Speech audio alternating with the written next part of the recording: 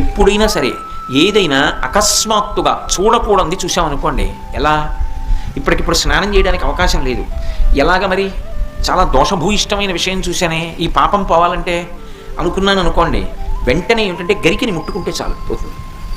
తీవ్రమైనటువంటి పీడకలు వచ్చిందనుకోండి, ఆ పీడకల పరిహారం అవ్వాలనుకోండి ఏ అభిషేకమో చేయించుకోవాలి.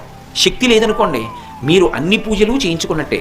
స్నానం చేసి ఒకసారి గరికని ముట్టుకుంటే చాలు, స్నానం చేయకపోయినా చెప్పులు ఇప్పి గరికను ఒకసారి ముట్టుకుంటే చాలు.